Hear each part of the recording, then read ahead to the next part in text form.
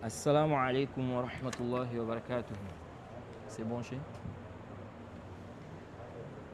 إن الحمد لله نحمده ونستعينه ونستغفره ونعوذ بالله من شرور أنفسنا ومن سيئات أعمالنا من يهده الله فلا مضل له ومن يضلل فلا هادي له وأشهد أن لا إله إلا الله وحده لا شريك له وأشهد أن محمدا عبده ورسوله يا أيها الذين آمنوا اتقوا الله حق تقاته ولا تموتن إلا وأنتم مسلمون يا أيها الناس اتقوا ربكم الذي خلقكم من نفس واحدة وخلق منها زوجها وبث منهما رجالا كثيرا ونساء واتقوا الله الذي تساءلون به والأرحام إن الله كان عليكم رقيبا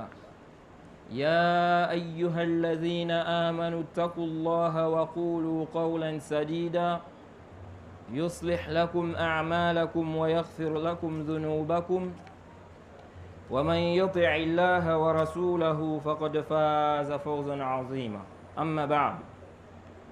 Louange à Allah, le créateur des cieux et de la terre. On le loue pour tout ce qu'il nous accorde comme bien et comme grâce. Et on lui demande de prier sur son prophète Mohammed, sallallahu alayhi wa sallam, sa famille, ses compagnons et tous ceux qui les ont suivis jusqu'au jour de la rétribution. Celui qu'Allah a guidé, personne ne peut l'égarer. Celui qu'Allah a égaré, personne ne peut le guider. Nous sommes toujours dans la traduction de l'explication de l'introduction du recueil de l'imam Nawawi, qu'Allah lui fasse miséricorde, l'explication du Cheikh Ibn Uthaymin. Alors on s'est arrêté sur le hadith que l'imam Nawawi a cité ici, où il a dit que le prophète Muhammad sallallahu alayhi wa sallam a dit Man da'a ila huda kana lahu min al-ajri mithlu ujuri man tabi'ahu la yanqusu dhalika min ujurihim shay'a wa man da'a ila dalalatin kana alayhi min al-ithmi مثل آثام من تبعه لا ينقص ذلك من آثامهم رواه مسلم. Donc on s'est arrêté sur ce hadith. L'imam Nawawi a dit que le prophète a dit celui qui appelle à une guidée, il aura la récompense de ceux qui vont le suivre dans cela, sans qu'on ne diminue quoi que ce soit de leur récompense. Et celui qui appelle à un égarement, il aura le péché, n'est-ce pas, de ceux qui vont le suivre dans cela, sans qu'on ne diminue quoi que ce soit de leur péché. Et ici, là, on avait évoqué une mas'ala, une question, qui était celle de savoir, celui-là qui appelait à un égarement. C'est évident, s'il appelait à un égarement, des gens l'ont suivi dans ça, ou des gens vont le suivre dans ça. Vous allez voir que même le plus égaré, il a toujours des suiveurs.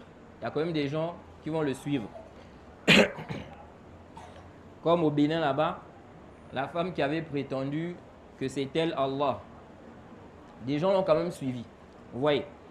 Donc vous allez voir que peu importe l'égarement, vous allez voir quoi? Vous allez voir que la personne aura toujours des suiveurs. Non. Donc celui-là qui appelait un égarement, ensuite il s'est repenti. Il s'est repenti. On avait posé la question qui était celle de savoir.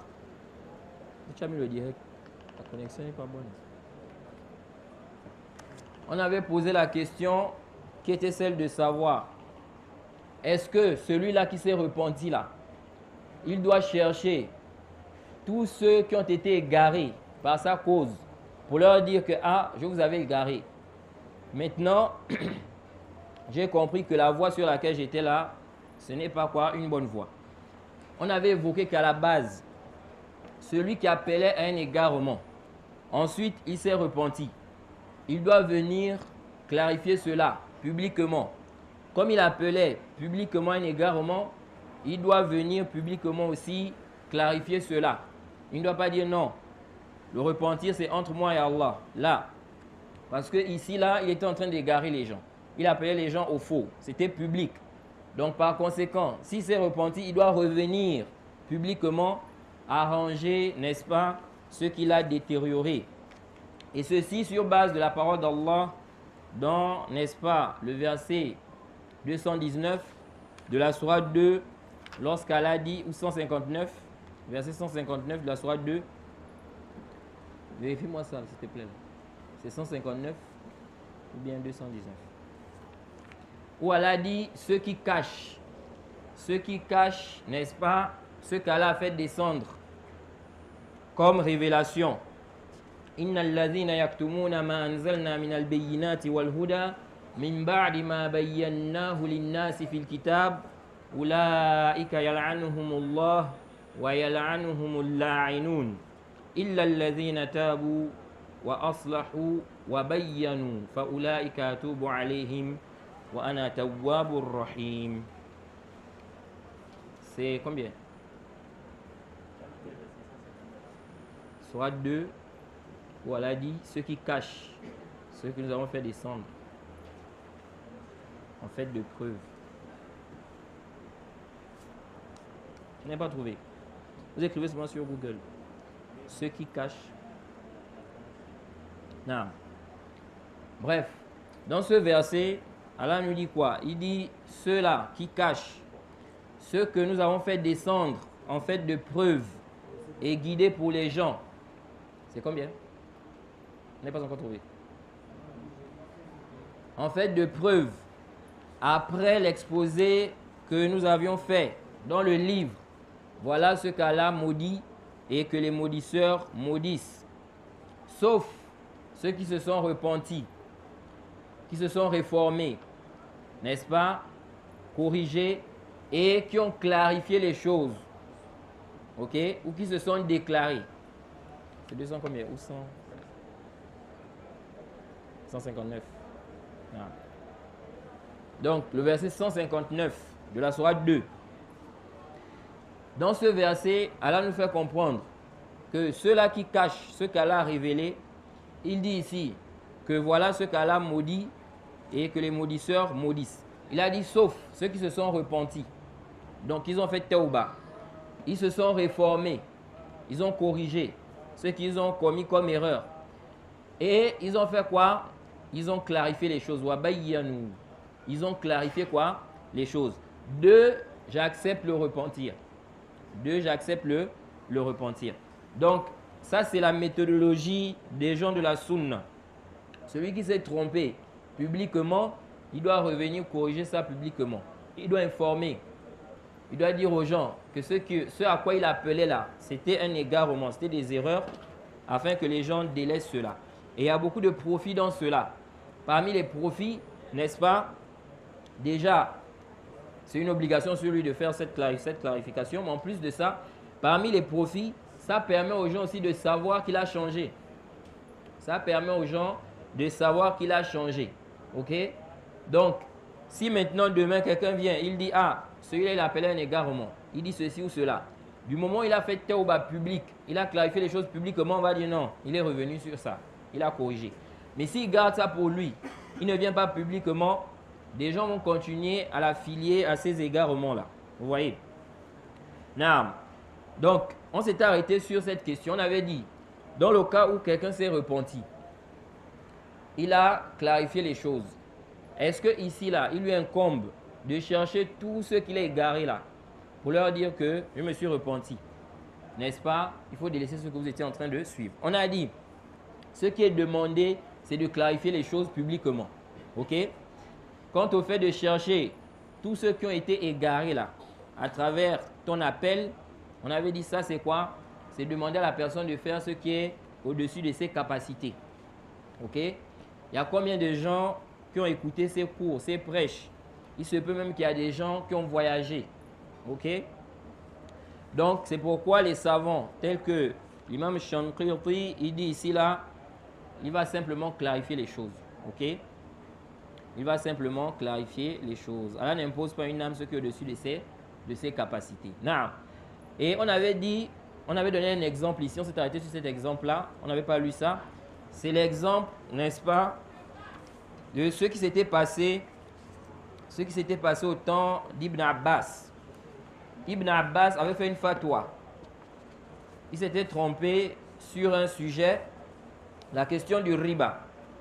Il avait autorisé dans le riba qu'on fait, n'est-ce pas, quand on parle de riba. Quand on parle de riba, on a deux types de riba. On a le riba dans les prêts, l'intérêt dans le prêt. Donc par exemple, tu vas aller emprunter de l'argent et puis vous mettez comme condition que tu dois rendre ça avec un intérêt, avec un plus. Ça c'est quoi le riba? Ou pas seulement de l'argent, quelque chose, peu importe la chose, tout ce que tu vas emprunter, si il y a une condition que quand tu vas rendre ça là, tu dois rendre avec un bénéfice, un plus. Même si le plus là n'est pas de la même nature que la chose, c'est le riba. Tout prêt qui engendre un profit, ok, qui a été conditionné, ici c'est quoi? C'est le riba. Toib. Ça c'est la première catégorie de riba. Ça là, ça intervient dans tout ce que tu vas prêter ou bien tout ce que tu vas emprunter. Ensuite, on a une deuxième catégorie de riba. Cette catégorie-là concerne l'échange.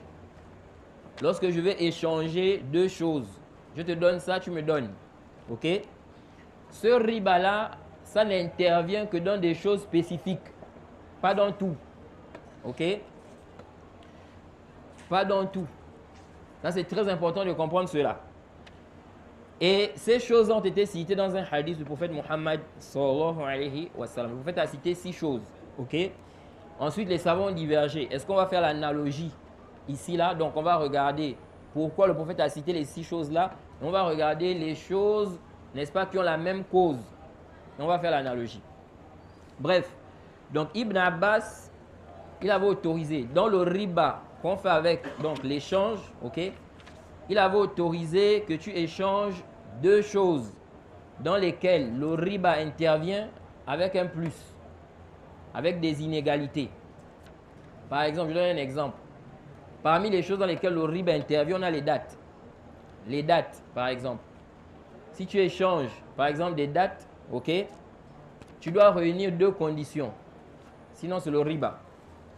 Ça doit être la même quantité et ça doit être sur place. Je te donne, tu me donnes.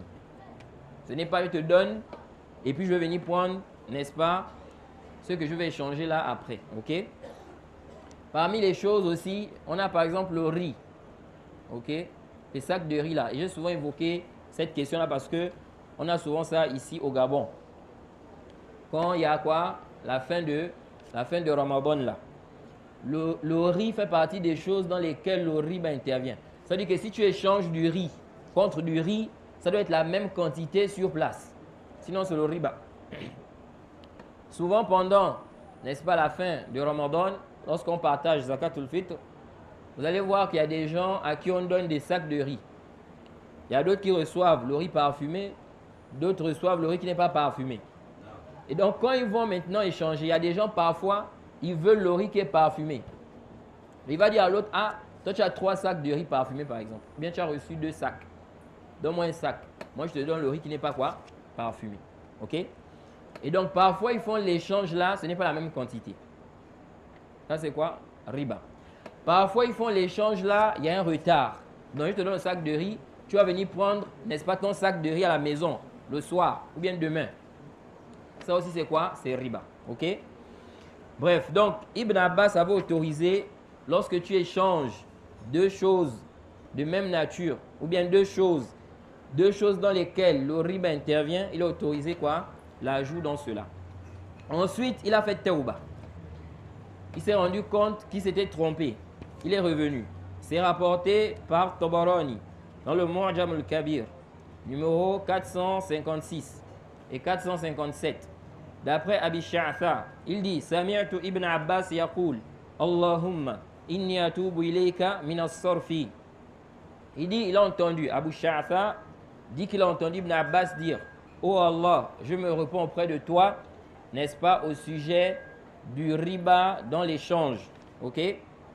Il dit Innama hadha min ra'yi. C'était mon opinion. Ok? C'était un avis que j'avais donné. J'ai fait un ijtihad. Il dit وهذا أبو سعيد الخدري يرويه عن النبي صلى الله عليه وسلم. Il dit, Abi Saïd al-Khudri a rapporté du prophète l'interdiction. Ok? Donc, quand il s'est rendu compte, lorsque Ibn Abbas s'est rendu compte qu'il s'était trompé, il a fait tauba. Et Abu Sha'tha dit qu'il a écouté. Donc, il a fait ça publiquement. Ok? Cependant, il avait déjà fait la fatwa là. Ok? Il avait déjà fait la fatwa là. Et il y a des gens qui avaient déjà écouté ça de lui. C'est rapporté par l'imam Ahmed dans le Musnad, numéro 11479.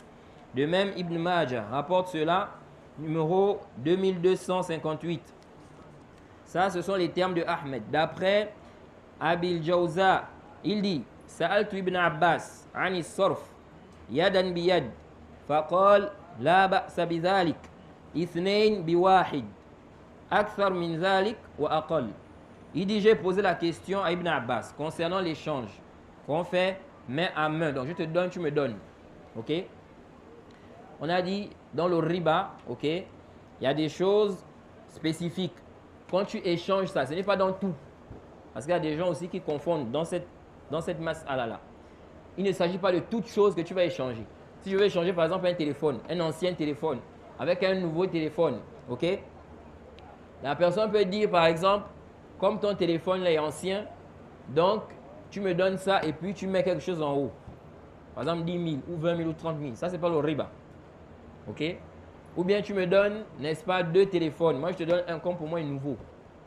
Jade, ici là, le riba n'intervient pas parce que le téléphone ne fait pas partie des choses dans lesquelles le riba intervient. Toib. Hein? Oui, l'échange. Non, pas dans tout. Le troc, l'échange à la base, c'est halal. Ça fait partie des ventes. Maintenant, il y a des choses, quand tu échanges là, tu dois réunir 2 conditions. Ok? Première condition, tu dois donner, on te donne. Tu ne dois pas donner et puis tu vas prendre après. Non. Par exemple, j'ai dit ici les dates. Si tu échanges des dates, que ce soit des anciennes dates avec de nouvelles dates, ça doit être sur place. Je te donne, tu me donnes. Et ça doit être la même quantité. Ok? Hein? Yadan biyad, nam. C'est ce que ça veut dire. Nam. Yadan biyad. Ok? Main à main. Donc je te donne, tu me donnes. Comme c'est venu dans le hadith. Mithlan bi mithli. La même quantité. Ok? C'est comme les billets aujourd'hui, les billets de banque là. Tu veux échanger l'euro avec le franc CFA. Si tu veux échanger le franc CFA contre le franc CFA, ça doit être quoi? Ça doit être la même somme. Et ça doit être sur place. Donc si je veux faire la monnaie 10 000, je vais faire la monnaie de 10 000. Je veux par exemple des billets 1000 francs, 1000 francs, 1000 francs, 1000 francs. Tu donnes le billet de 10 000, on te donne les 10 000 en 1000 francs, 1000 francs, 1000 francs là. C'est pas tu donnes 10 000 et puis tu vas venir prendre après. Vous voyez comme certains font là. Ceux qui prennent parfois quelqu'un pour le taxi. On lui dit il n'y a pas la monnaie. Maintenant il va chez le commerçant, il dit j'ai un billet de 10 000, il veut que tu m'échanges, tu me fasses la monnaie. Il dit lui ici, il dit qu'il n'a pas la monnaie. Il dit tu as combien là? Oh j'ai 1000 francs. Bon donne-moi d'abord les 1000 francs là, je vais payer quoi? Le taxi. Après je vais venir prendre quoi? La monnaie. Ça c'est le riba. Ok? Toïb. Ça c'est, n'est-ce pas, lorsqu'on échange ces choses-là dans lesquelles le riba intervient. Maintenant, il y a des choses dans lesquelles, ou des choses qu'on échange. Quand tu échanges ça, il n'y a pas de riba dedans. Pourquoi? Parce que les choses-là ne font pas partie des choses dans lesquelles le riba intervient. Le riba dans l'échange, ça n'intervient que dans des choses spécifiques. Le prophète a cité 6 choses. At-tamr bit-tamr, al-milh bil-milh, jusqu'à la fin du hadith. Maintenant, les savants ont divergé. Est-ce qu'on va faire entrer d'autres choses par rapport à ça? Et on va regarder la raison pour laquelle le prophète a cité ces 6 choses-là. Mais dans tous les cas, ça n'intervient pas dans tout. Aucun savant n'a dit que le riba dans l'échange, ça intervient dans tout ce que tu vas échanger. Ok? Donc, tout dépend de ce que tu vas échanger là. Il faut d'abord regarder la chose que je vais échanger là. Est-ce que c'est une chose dans laquelle le riba intervient, oui ou non? Ok? Donc, c'est pourquoi j'ai pris l'exemple du téléphone. Le téléphone ne rentre pas dans les choses dans lesquelles le riba intervient. Donc, on peut échanger ça comme on veut. Ok? 2 téléphones contre 3 téléphones. 4 téléphones contre 2. 6 téléphones contre 5. Tout ceci, il n'y a pas de problème. Ou bien 2 téléphones contre, n'est-ce pas, 3 téléphones. Ou bien un téléphone, tu mets quoi? Tu mets de l'argent dessus. Non. Donc, Ibn Abbas, lui, il voyait quoi? Que quand tu vas échanger 2 choses, ok, dans lesquelles le riba intervient, il voyait qu'il n'y a pas de mal à échanger ces 2 choses-là avec des inégalités. Donc, 2 contre 1. 3 contre 2 par exemple, ok? Ensuite, il a fait tauba. Il est revenu par rapport à cela. Mais maintenant, ici, là, c'est bon, non, imam? Hein? C'est compréhensible? En tout cas, moi, il y avait quelqu'un qui m'a donné un portable avec le propre de téléphone. Non, non, non, non. Il y a des gens ici, là. Moi, j'ai écouté quelqu'un ici au Gabon dire même que si tu échanges crayon contre crayon ou gobelet contre gobelet, le riba intervient. Jade, ça, c'est pas juste. Jade, le riba, ça n'intervient pas dans tout. Ça n'intervient pas dans quoi? Dans tout. Le riba dans l'échange, ça n'intervient pas dans tout. C'est le riba dans le prêt qui intervient dans tout. C'est-à-dire tout ce que tu vas prêter, si tu mets comme condition qu'on doit te rendre ça avec un intérêt, ça c'est riba. Peu importe la chose, que ce soit l'argent ou autre. Jade. Mais dans l'échange, je te donne ça, tu me donnes ça. Ok? Ça là, ça n'intervient pas dans tout. Le riba n'intervient pas dans tout dans ça. Le riba intervient seulement dans des choses spécifiques. Jade. Et ces choses-là sont détaillées, comme ce n'est pas le dars ici là. Mais c'est des sujets qui sont importants. J'ai toujours dit ça aux frères, que le chapitre de la vente là, les gens doivent étudier ça. Parce que si tu n'es pas vendeur, au minimum tu es acheteur. Donc en tant qu'acheteur, tu dois connaître aussi ce qui est halal.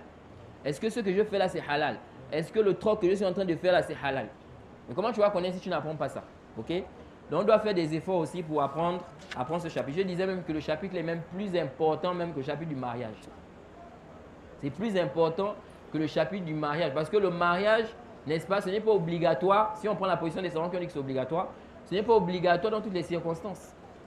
Ok? Il y a des circonstances, il y a des cas où, ici là, ce n'est pas obligatoire pour toi de te marier. Et il y a des gens qui sont dans l'incapacité de se marier. Il y a des gens qui n'ont pas réuni les conditions. Jay? Alors que la vente là, tu vas faire quoi? Tu vas vendre ou bien au minimum tu vas acheter. Si tu n'es pas vendeur, tu vas au moins acheter. Même les enfants, ils achètent. On envoie l'enfant, va acheter ceci. Ok? Qui va dire aujourd'hui là qu'il n'a jamais acheté quelque chose? Donc tu dois connaître. C'est un chapitre qui est très très important. C'est pourquoi vous allez voir que dans les livres du fiqh, le chapitre du bouillur, la vente, ça vient même avant le chapitre du mariage. Non. Donc ici là, qu'est-ce qui s'est passé? Il dit ici qu'il a posé la question à Ibn Abbas concernant le sorf. Il lui a dit, il n'y a pas de mal que tu échanges deux choses contre une chose. Ok? Les choses dans lesquelles le riba intervient. Que ce soit en grande quantité ou en petite quantité. Il dit, ثم حججت مرة أخرى والشيخ حي. Il dit ensuite, j'ai fait le hajj une autre fois. Donc ce qui est apparent ici, c'est quoi? C'est qu'il avait rencontré Ibn Abbas au hajj. Car il dit ici, puis j'ai fait le hajj une autre fois et le cheikh était vivant. Donc Ibn Abbas était vivant. Il dit, fa'ataytuhu. Je suis allé le voir. Fasa'altuhu ani sarf. Je lui ai posé la question sur ce sujet-là. Ok? L'échange, n'est-ce pas, de deux choses dans lesquelles le riba intervient. Il dit, faqala waznan biwazn. Il a dit, ça doit être le même poids.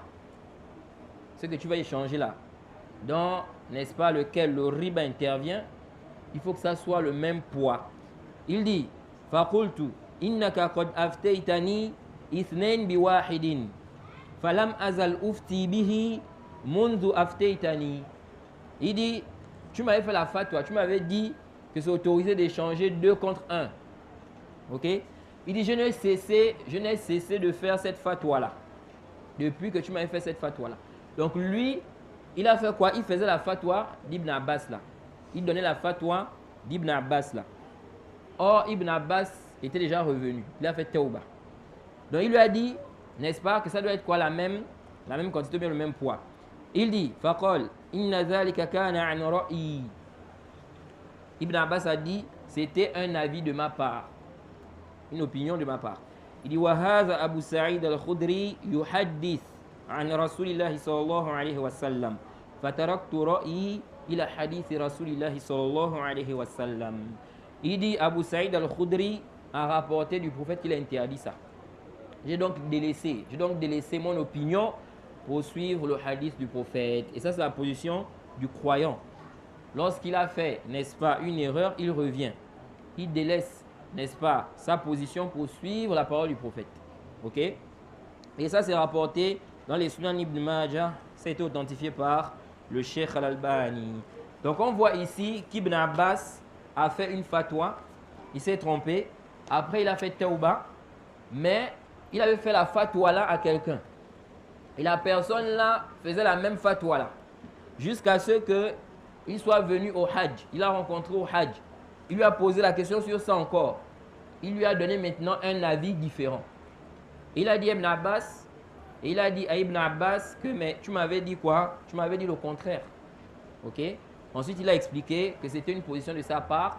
Il s'est rendu compte que le prophète a interdit ça. Il a donc délaissé quoi? Sa position là pour suivre la parole du prophète. Jade. Est-ce que Ibn Abbas ici a cherché, n'est-ce pas, cet homme-là pour dire que j'ai changé d'avis, il faut que je cherche l'homme-là, où est-ce qu'il est, pour lui dire que j'ai changé d'avis. Ok? Il n'a pas fait cela. Car c'est quelque chose qui n'était pas dans ses capacités. Quand il dit ici qu'il est venu au Hajj, ça veut dire quoi? Qu'il n'était pas dans la même ville, n'est-ce pas, qu'Ibn Abbas. Ok?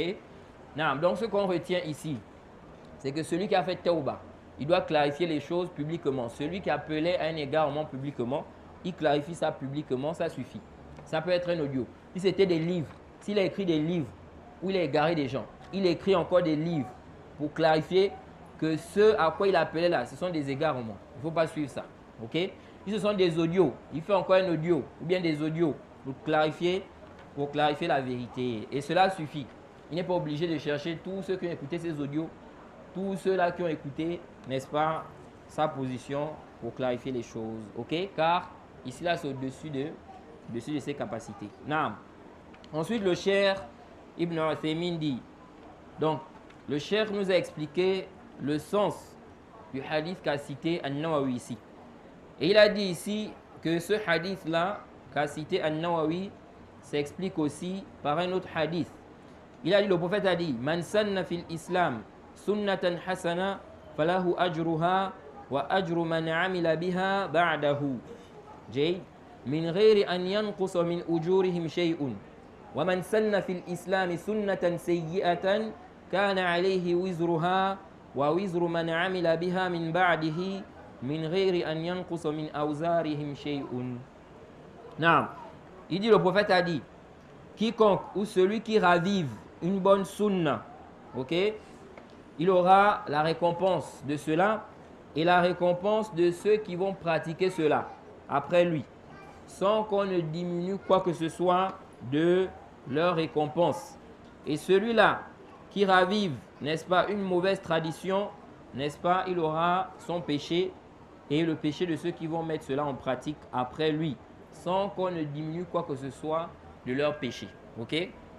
Donc, on avait dit ici qu'il y a des gens qui se basent sur ce hadith, ok, pour dire qu'il y a des bonnes innovations dans l'islam. Ok? Il n'y a pas de bonnes innovations dans l'islam. Le prophète a dit Kullu bid'atin dalala. Toute innovation est égarement. Dans le dîn, toute innovation est égarement. Le prophète a déjà parlé. Quiconque prétend qu'il y a des bonnes innovations dans le dîn, il est en erreur, sans aucun doute. Taïb. Certains disent qu'il y a des bonnes innovations. Pourquoi? Ils ont dit, le prophète a dit ici, Man sanna fil islam sunnatan hasana. Celui qui instaure dans l'islam une bonne tradition, une bonne sunna. Ok? Qu'est-ce que ça veut dire ici, Man sanna fil islam? En réalité, Man sanna fil islam ici, ça veut dire celui qui ravive. C'est-à-dire, celui qui fait revivre, n'est-ce pas, une sunna. C'est une chose qui est déjà là. C'est légiféré. Mais les gens ont délaissé ça. Ou bien les gens ne font pas ça. Maintenant, lui, il ramène ça. Et puis les gens le suivent dans ça. Il aura la récompense, n'est-ce pas, de tous ceux qui vont mettre cela en pratique. Sans qu'on ne diminue quoi? De leur récompense. C'est ça le sens de ce hadith. Et pour bien comprendre ce hadith-là, il faut revenir, n'est-ce pas, au sabab. Pourquoi le prophète avait dit ça? Qu'est-ce qui a fait que le prophète dise cette parole-là? Quand on repart dans ce hadith-là, parce que les gens citent souvent le hadith, mais ils ne citent pas le début. Man sanna fil islam sunnatan hasana. Qu'est-ce qui a fait que le prophète dise cela? C'est venu dans le Sahih Muslim, le hadith numéro 1017. Il est dit ceci, d'après Jabir. Au milieu de la journée, nous étions auprès du prophète, sallallahu alayhi wa sallam, lorsque sont venus à lui des gens qui étaient pieds nus, qui ne portaient pas de vêtements. Et ils étaient entourés, n'est-ce pas, dans des morceaux de laine. Ils portaient leurs épées à leur cou. Ok? Ils étaient tous de la tribu de Mudar. Lorsque le prophète Muhammad sallallahu alayhi wa sallam a vu leur niveau de pauvreté, suivez bien, lorsque le prophète a vu leur niveau de pauvreté, son visage a changé. Le visage du prophète a changé.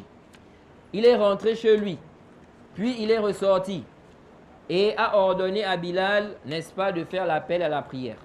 Puis l'iqama. Et il a accompli la prière. Puis il a fait un sermon dans lequel il a dit.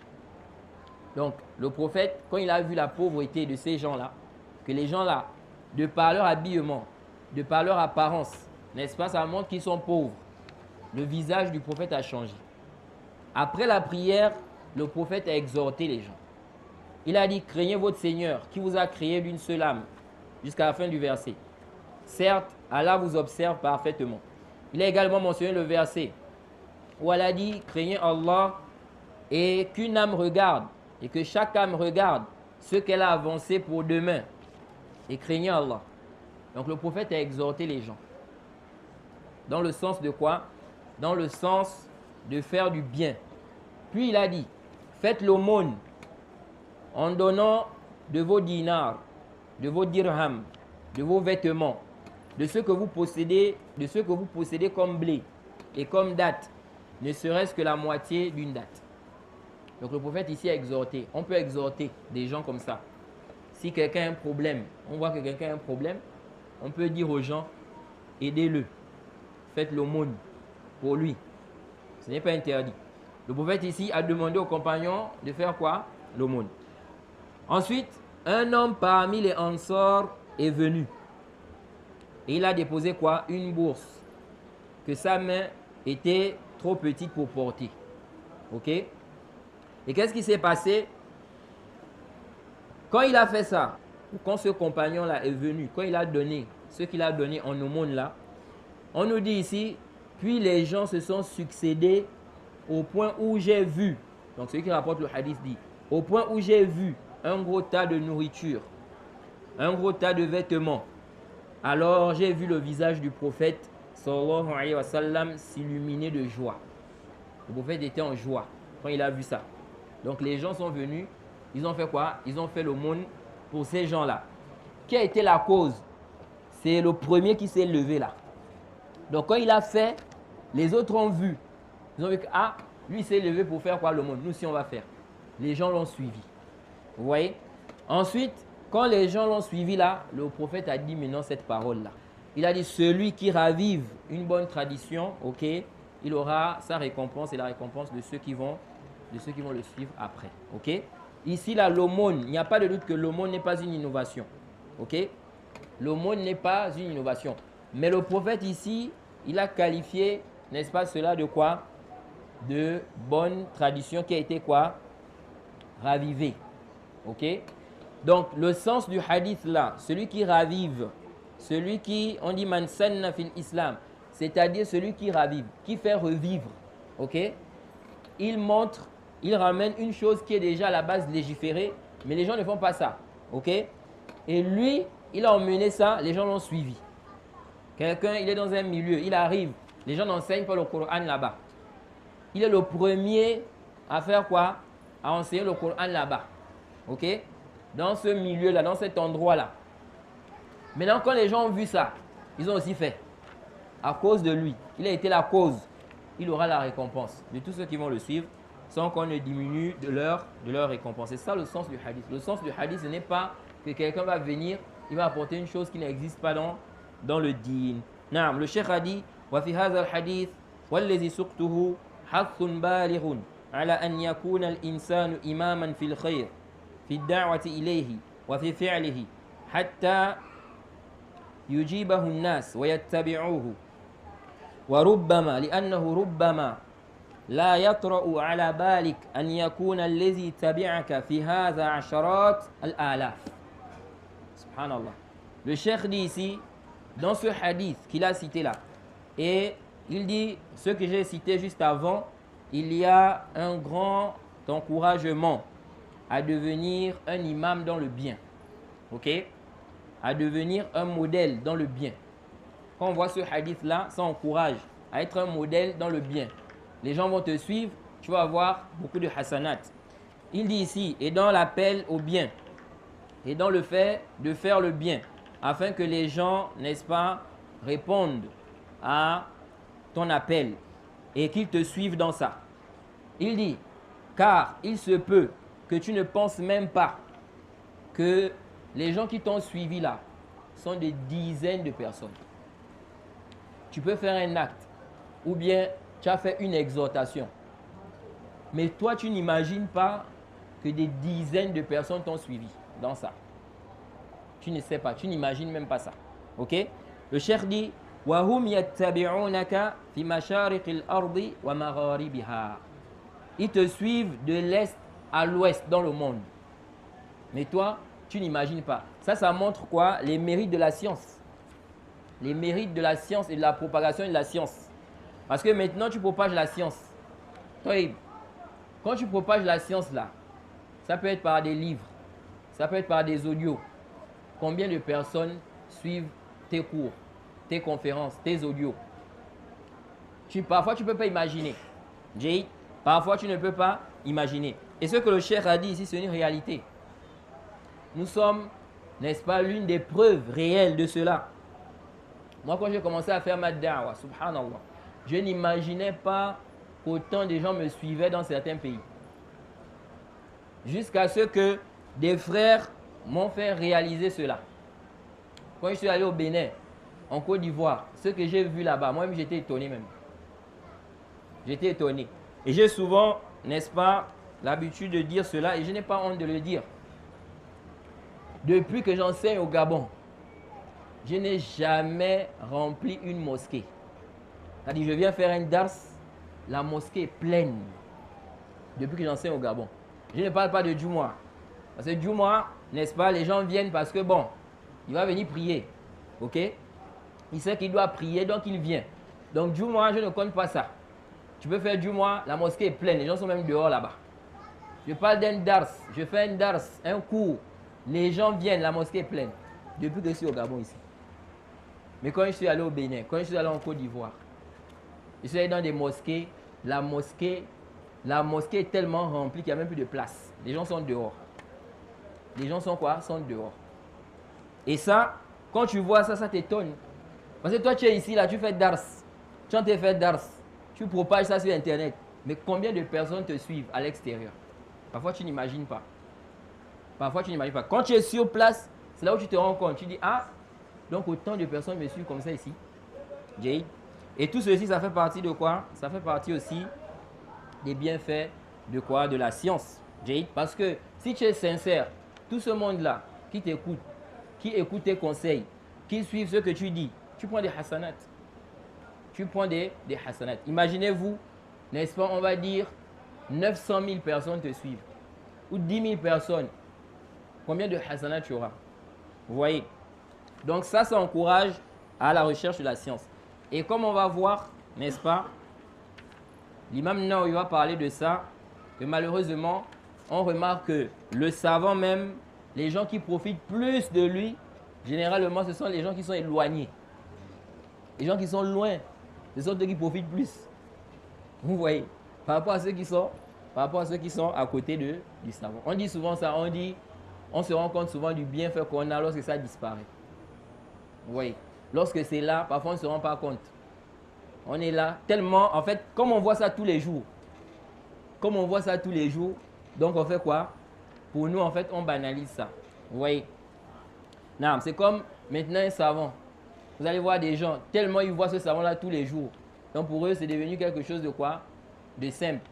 Vous voyez? Mais si le savon-là va dans un endroit où des gens ne l'ont jamais vu, ils veulent le voir, ils ne vont pas se comporter de la même manière que ceux qui le voient tous les jours. Vous voyez? Non. Donc le cheikh dit ici, il se peut que des dizaines de personnes te suivent, mais tu ne sais pas cela. Ensuite, le cheikh, l'imam Nawawi a cité un hadith ici là. Il dit, donc toujours dans le sens des mérites de la science, il dit le prophète Muhammad sallallahu alayhi wa sallam a dit إذا مات ابن آدم انقطع عمله إلا من ثلاث صدقة جارية أو علم ينتفع به أو ولد صالح يدعو له Rawahu Muslim. Il dit, le prophète a dit, lorsque le fils d'Adam meurt, n'est-ce pas, ses œuvres sont interrompues. C'est fini. Le prophète a dit, sauf 3 œuvres. Sauf 3 choses.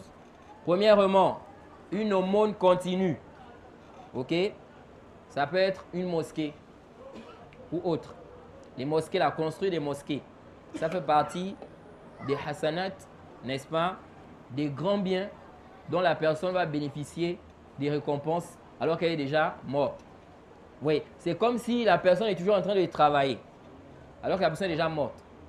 Vous voyez, tu bénéficies des hasanat. Les gens prient dans cette mosquée-là. Tu as été le sabab, la cause. Vous voyez, on avait vu dans les propos du Cheikh Ibn Uthaymin, il avait expliqué que la science, le profit de la science est même meilleur que celui de l'aumône. Il dit parce que dans l'aumône là, n'est-ce pas, ça peut disparaître. Alors que la science, ça reste. Il a pris des exemples, ok? Il prend l'exemple, il dit, au temps d'Abu Huraira, par exemple, les gens ont construit des puits. Ça fait partie aussi des hasanat. Tu construis un puits, les gens boivent de l'eau. Ok, tu as été un sabab. Ça, c'est beaucoup de hasanat aussi. Le cheikh a dit, mais les gens ont construit des puits, etc. Où sont ces puits-là aujourd'hui? On avait dit que tu peux construire des choses avec le temps. Quand la ville va changer là, on va casser ça ou bien on va enlever. Comme ce qui se passe ici au Gabon. Vous voyez, n'est-ce pas qu'on est en train de casser certains endroits. Vous voyez. Supposons que toi maintenant, là où l'État veut faire, n'est-ce pas, un projet, toi tu as construit quelque chose là pour les musulmans. Ok? Tu es déjà mort. Maintenant l'État dit on va casser ici. Ok? Vous voyez? Donc ce sont des choses qui arrivent. Le cheikh dit alors que la science, ça reste. Il dit jusqu'aujourd'hui, n'est-ce pas, les gens tirent profit de la science d'Abu Huraira. Alors qu'il est déjà mort depuis. C'est resté. Les gens qui ont laissé les puits, tout ça là, il dit c'est où aujourd'hui? Ok? Alors que la science là, c'est resté. Mais ça aussi, ce n'est pas de manière absolue. Il se peut que quelqu'un fasse, n'est-ce pas, une aumône et puis ça perdure. Ça reste pendant des années, des siècles. Ok? Comme, n'est-ce pas, certaines mosquées. Vous allez voir certaines mosquées qui sont là depuis des siècles et des siècles. La mosquée elle est là. Ok? La personne a construit cela, la personne est morte. Mais les gens bénéficient toujours de quoi? De cette mosquée. Et aussi, la science ici, là, qui va rester, en réalité, c'est la science qu'on préserve. Ok? C'est la science qu'on préserve. Maintenant, toi, tu as le ilm. Bon, si par exemple, tu n'as pas écrit de livre, ok? Tu n'as pas enregistré les cours. Taïb, la science, ça sera préservée comment?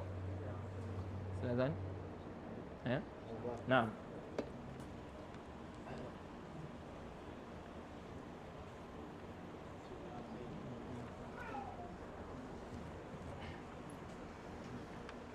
Allahu Akbar, Allahu Akbar, Allahu Akbar, Allahu Akbar.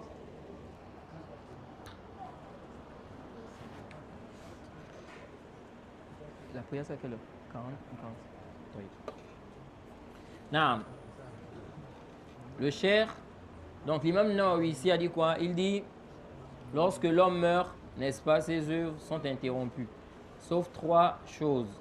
Premièrement, une aumône continue. Il dit, Aw ilmun yuntafa'u bihi, ou bien une science à travers laquelle les gens ont tiré profit. Donc ça là, tu vas toujours avoir les hasanat, même si tu es dans la tombe. Donc des années, les gens tirent profit de ça. C'est comme les livres des savants qu'on est en train de traduire là. Le cheikh Ibn Uthaymin est déjà mort. Pendant qu'on lit là, on tire profit de son livre là, il a les hasanat. Il a quoi? Il a des récompenses par rapport à ceux-là. Inch'Allah. Naam. Donc, ici là, le prophète a dit quoi? Une science à travers laquelle les gens tirent profit. Il a dit ilmun. Ilmun ici là, c'est nakira. Ilm ici c'est quoi?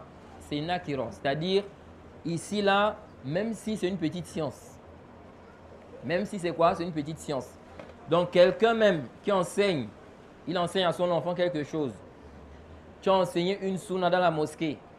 Les gens ont pratiqué ça. Ils sont restés comme ça à pratiquer ça. Même si tu meurs, tu as les hasanat.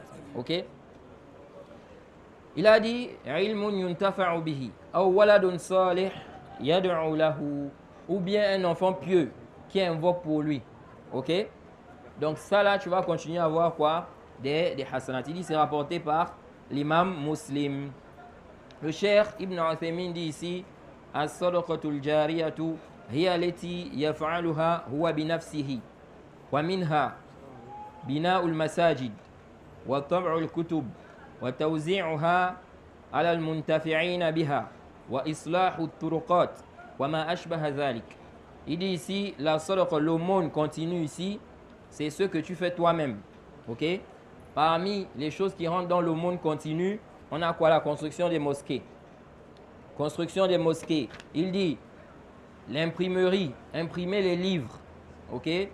Partager les livres aussi à ceux qui vont bénéficier de cela. OK?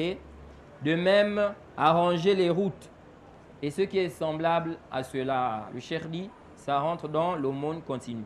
Il dit aw ilmun yuntafa'u bihi. Quand le prophète a dit une science à travers laquelle on tire profit, il dit wadihun. Il dit ça c'est clair. OK? Wa hadha mahallu shahid huna. Il dit donc ici là, c'est quoi? C'est la place témoignante. C'est ce que l'imam Nawawi voulait faire ressortir dans ce hadith, à la partie où il a dit, où le prophète a dit quoi? Une science à travers laquelle on tire profit. Car il est en train de parler des mérites de la science. Jade. Ensuite, le cheikh dit ici, quand le prophète a dit aw waladun salih yad'u lahu dhakaran aw untha yad'u lahu. Quand il a dit un enfant pieux, tu as laissé un enfant pieux qui invoque pour toi, il dit qu'il soit quoi? Que ce soit un garçon ou bien une fille. OK? Fa innahu la yanqati'u al-amal. Donc l'œuvre là n'est pas quoi? Interrompue. Il dit li anna al-walad as-salih min 'amal al-insan fi al-haqiqa. Jade. Je crois qu'on va s'arrêter là pour aujourd'hui. S'il y a quelques questions rapidement avant la prière, on va essayer d'y répondre en fonction de nos capacités.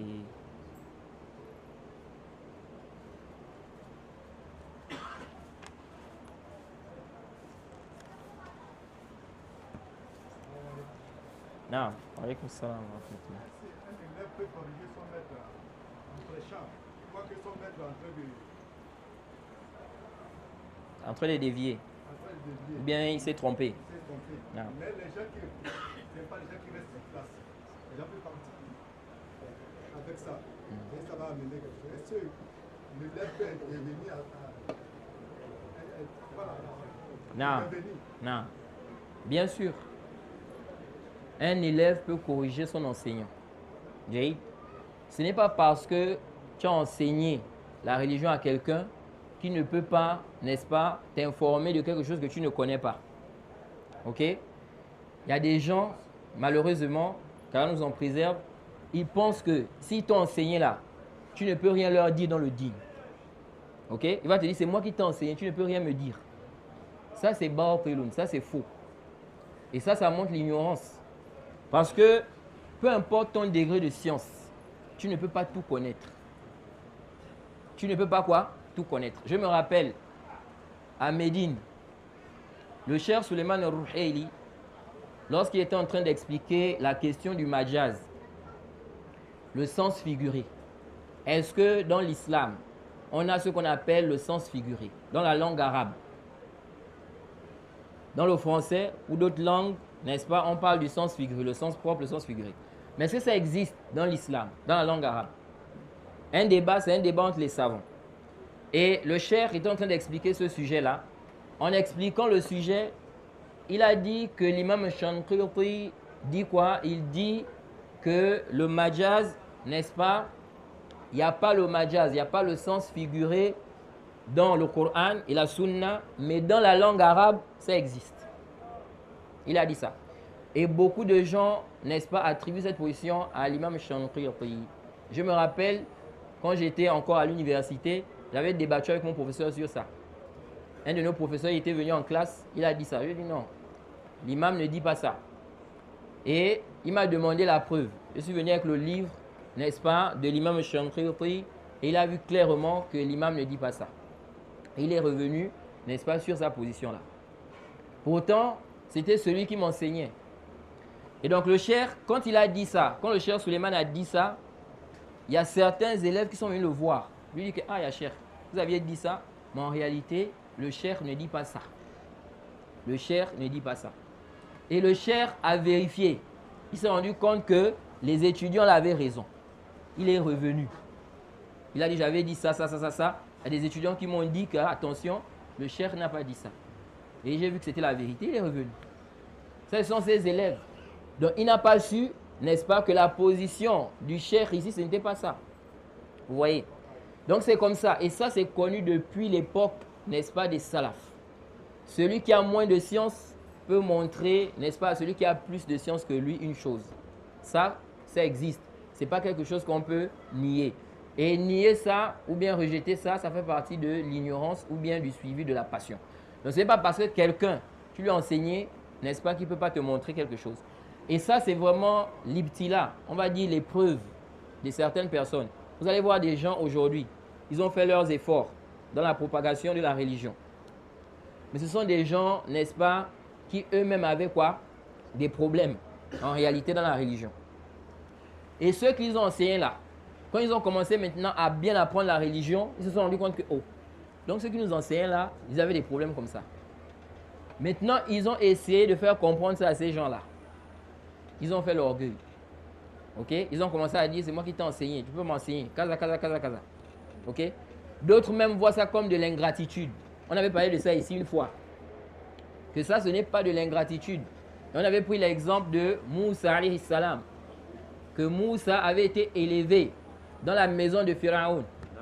Jay, il a été nourri et élevé dans sa maison.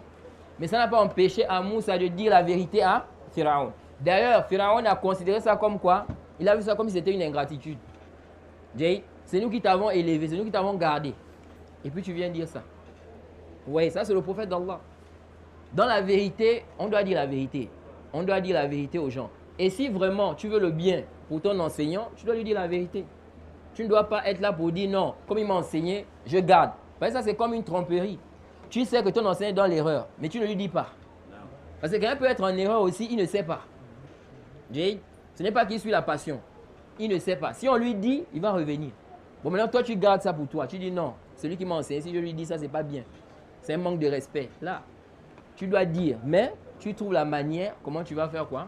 Comment tu vas faire passer ce message. Donc, il n'y a pas de doute, il n'y a aucun dalil. On n'a aucun dalil dans le Kitab wa Sunna qui interdit à un élève de faire quoi? De corriger son enseignant. Quelqu'un ne peut pas apporter un verset ou bien un hadith où on a interdit, on a dit que l'élève ne doit pas corriger quoi? L'enseignant. Ok? Tu corriges. Si ton enseignant s'est trompé, tu lui fais comprendre que, ah, Yacher, ce que tu as dit là, c'était une erreur parce que comme ça, comme ça. Comme on l'a dit, avec quoi? Avec la manière. Ok? Non. Donc on s'arrête ici. On demande qu'Allah nous facilite, nous accorde la compréhension de sa religion. Wa subhanakallahumma bihamdik. Wa ashhadu an la ilaha illa anta astaghfiruka wa atubu ilaik.